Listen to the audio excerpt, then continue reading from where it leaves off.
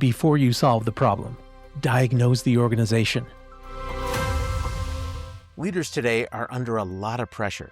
Growth is harder, markets are more complex, technology is moving faster, costs are rising, teams are stretched, and execution is becoming much more difficult. So let me ask you a simple question. What are the root causes of problems? And what are the clear opportunities inside your organization right now? A lack of accountability, slow decision-making, too many priorities, confusion around roles?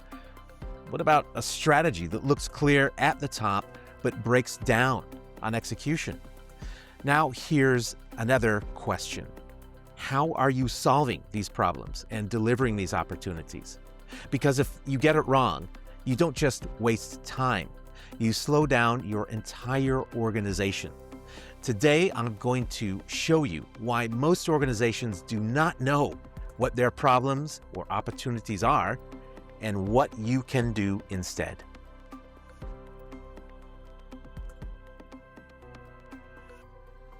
In solving problems and delivering opportunities, you really only have two options. The first is leveraging external expertise. You bring in consultants, you bring in expertise, frameworks, benchmarking, strategy, analysis, recommendations, technology, transformation plans. And yes, this can be very useful, but there is a cost. It's very expensive, and it can create dependency. It can often separate thinking from execution. So what happens? Well, the organization receives a report, the board agrees the direction, and the strategy looks logical, but nothing really changes because most of the strategy is not executed. The second choice is to build internal capability. And this is far more powerful because the knowledge already exists inside your organization. Your leaders understand the business. Your teams know where the friction is. Your people know where execution breaks down.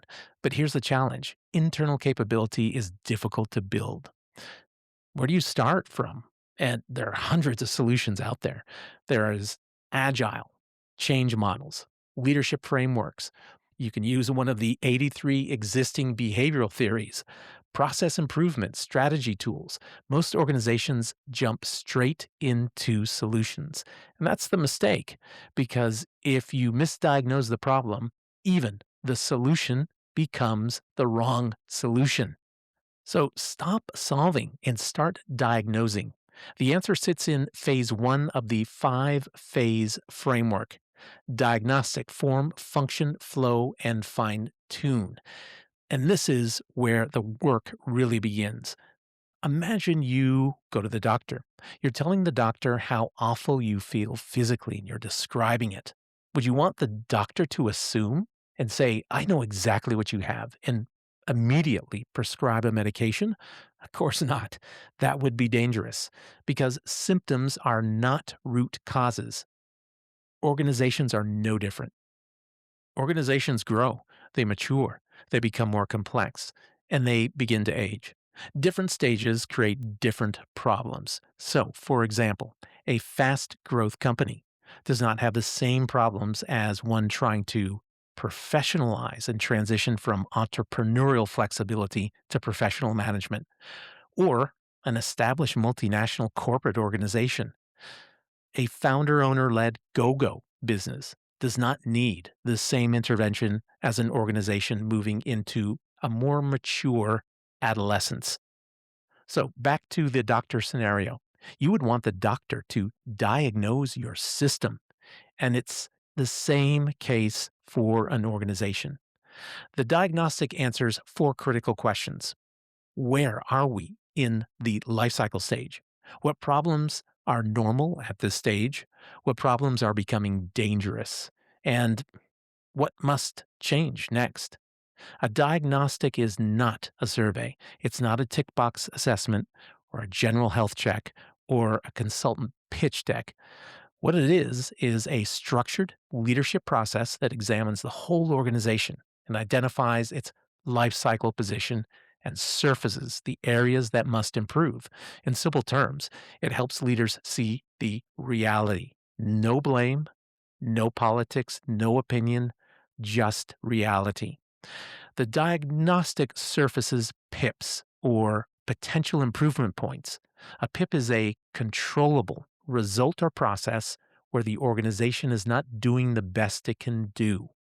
Strong organizations do not focus on what they cannot control. They focus on what they can control and improve. So instead of asking, who's to blame? How do we fix it? Or why did this happen? Ask, what kind of problem is this? There are many types of problems: values, planning, roles and responsibilities, authority, communication, human factors, financial controls, client interface, and systems. In one diagnostic that I will cover in the case study, a leadership team surfaced over 97 PIPs in symptoms and root causes. But the value was not the number. The value was clarity, structure, shared understanding, life cycle engagement. This is where transformation begins, not with another report or another framework or another motivational session, but with a leadership team that is seeing where they are, what is holding them back, what they can control, and what must change next. Now let's apply this to your organization. I want you to pause and ask, where are you struggling right now? Do you know the root causes inside your organization? Then ask, are these controllable? Or are we focusing on the things we cannot change? Now go deeper. For each one, ask, what kind of problem is it? Is it a structure issue, leadership issue, planning issue, capability issue? And finally, are we solving the right problem or just reacting to a symptom? So before you hire another consultant, before you launch another transformation program, before you invest in another model, ask yourself, have we properly diagnosed the organization? Because the future of growth is not external advice, it's internal capability. And the first step is a diagnosis. Test drive an informal, short-form diagnostic, answer a few structured questions, and discover what is really holding your organization back.